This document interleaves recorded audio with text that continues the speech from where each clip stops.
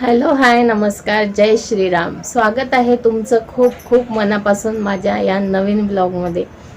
तर सकाळ झालेली आहे, आंघोळ वगैरे झाली, दीदीला शाळेत पाठवलं, ते जॉबला गेले, त्यांचा डबा वगैरे करून दिला. आता मी आवरते आहे आमच्या घरातला पसारा.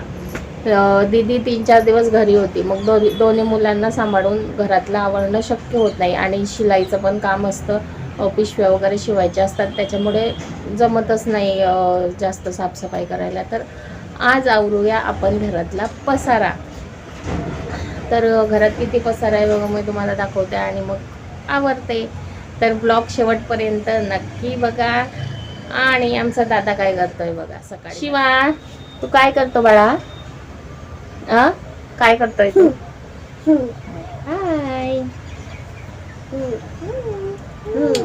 चला कामावरूया आता, पटापटा पटापटा कामावरूया. चल बस बेटा, खाऊन घे, खाऊन घे खाऊ. त्याच्या मामाने दिलेलं आहे त्याला, खारीक असते ना ती, तर ती खातोय तो सकाळी सकाळी. चांगलं असतं लहान मुलांना. सगळ्यात आधी आपण ही खिडकी खोलूया, ज्याच्याने मग उजेड येईल घरामध्ये चांगला. ही बघा, ही खिडकी आहे. आमच्या घराचं बांधकाम अजून बाकी आहे. अंथरुणं वगैरे उचलायची आहे, कॉटवरती पण कपड्यांचा पसारा आहे, हे सगळं आवरायचं आहे. ही पिशवी मी काल शिवली बघा, ही पिशवी मी काल शिवलेली आहे बाजाराची.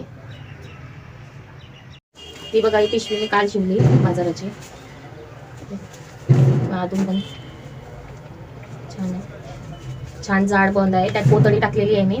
आणि हे बघा, बॉर्डर सुद्धा लावलेली आहे, चवडीला पण चांगली आहे. हे बघा, ते कापड दिलेला होता त्या बाईने, आणि मला पिशवी शिवून द्यायची होती, पण मी आता कापड वगैरे घेत नाही, मी स्वतःच आणते आणि मग शिवून देते, ते मला जास्त परवडतं. चला घरातला पसारा आवरूया. सकाळी सकाळी घरातलं काम आवरायला पण खूप वेळ लागतो, आणि मुलांना सांभाळून काम करायचं म्हणजे एका गृहिणीसाठी हा एक टास्कच असतो. कारण लहान मुलं काम करू देत नाही घरात. जेव्हा एकटे असतो आपण, तेव्हा आपण आरामात काम करत असतो, पण त्यांना बघत बघत काम करणं हा एक मोठा टास्कच आहे. एक गृहिणीचं काम कोणाला दिसत नाही, पण ते सगळ्यात मोठा जॉब आहे. जी गृहिणी घरात मुलं सांभाळून घरातली सगळे कामं करते, तो मोठा एक जॉबच असतो. आधी मी ब्लॉग बनवायचा खूप विचार करायचे, पण काही शक्यच होत नव्हतं मुलांना सांभाळून. आणि कॅमेरा वगैरे सेट केला की लहान मुलं तर ओढतातच, त्याच्यामुळे आता पण शिवांश काही करू देत नाही, पण त्याला सांभाळून मी कसं ॲडजस्ट करते आहे सगळं. आणि थोडंफार काम केलं की मग त्याला मी माझ्या सासऱ्यांजवळ देते, ते सांभाळतात त्याला, आणि मग मी माझी बाकीचे कामं आवडते. हे बघा किती मध्ये मध्ये येतोय तो. काही काम करत असले की त्याचं लोडगोड असतेच, कारण लहान मुलं हे आईच्या अवतीभोवतीच असतात ना, त्याच्यामुळे ते त्रास देतच असतात. तो खेळतोय, मी काम करते, आणि हे बघा काय करतोय बघा, तो मी तुम्हाला दाखवते. माझी कामं चालू असताना तो पण त्याची कामं करत असतो बरं, पण तो शांत नाही बसणार. तर बघा, माझी सगळी पर्स त्याने काढला सामान आणि परत ठेवतोय त्याच्यामध्ये. हे बघा, असं धावतो, त्याने स्टँड दिसलं लगेच गेला पळत. हे बघा, झाडू मारायला लागले की त्याची गाडी घेऊन येतो. अशी धुळबुळ त्याची चालूच असते, पण खूप क्यूट वाटतात हे लहान मुलं असले घरात की खूप छान वाटतं. पण केव्हा केव्हा इतका त्रास देतात ना की खूपच. हे बघा, झालं घर स्वच्छ, सगळं आवरलं. हे कपडे धुवायचेत म्हणून साईडला काढलेले आहेत, आणि घर बघा एकदम स्वच्छ झालेलं आहे. झाडू वगैरे मारला घराला. आणि हा बघा, याचं काम काय चालू आहे, तेलाची बाटली घेतो आणि तेल थिजलेलं आहे त्याच्यातलं फेकून दिली वगैरे, हातात आलं नाही ना तेल, मग फेकून दिली बाटली. आता शोधतोय की काय ओढायचं काय नाही. असं सगळी कामं आमचे घरातला हा शिवांश करत असतो. आमचा शिवांश शांत बसत नाही एका जागेवर. हे बघा, माझ्या मागे मागे गाडी घेऊन फिरतोय. हे बघा, मी कॅमेरा घेऊन त्याचा व्हिडिओ शूट करत होते तर माझ्या मागे गाडी आणतोय आणि हसतोय. हॉल आवरला, आता किचन आवरते, ओटा वगैरे स्वच्छ करते, कारण सकाळीच स्वयंपाक वगैरे झालेला असतो, त्यांना डबा द्यावा लागतो. तर मग ओटा घासून घेते, मस्त ओटा पुसून घेते, कारण ओटा स्वच्छ केल्याशिवाय पण काही मन लागत नाही कशा.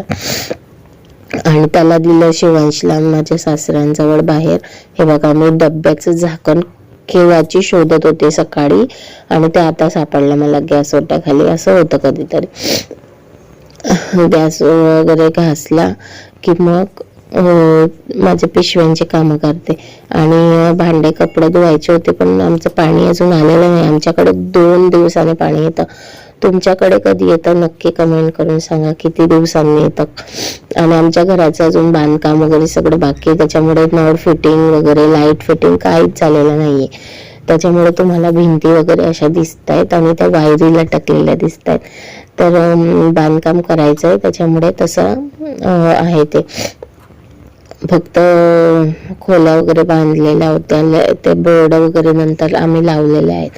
आणि हा फ्रीज जो दिसतोय मला, तो आम्ही ऑनलाईन घेतलेला आहे. आम्ही दुकानात बघितलेला, पण 5 स्टारचा आम्हाला भेटतच नव्हता.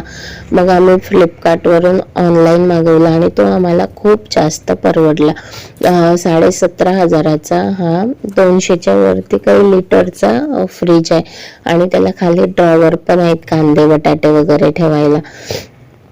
तर काही काही वस्तू अशा असतात की आपल्याला ऑनलाईन परवडतात आणि काही काही अशा असतात की आपल्याला त्या दुकानातूनच परवडतात.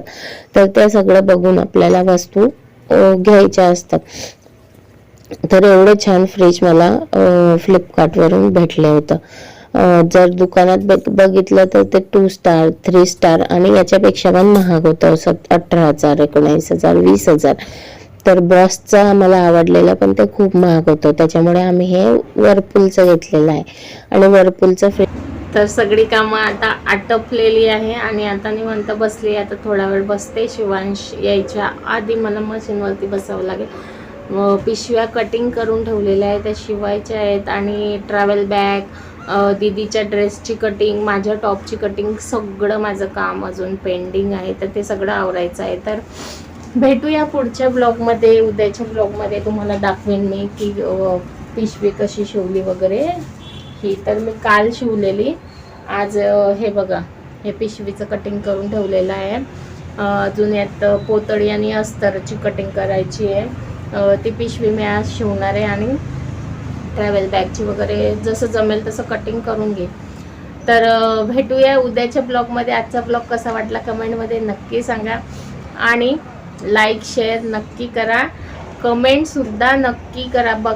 जो कोणी हा ब्लॉग बघत असेल त्याने कमेंट नक्की करा. तर भेटूया पुढच्या ब्लॉगमध्ये.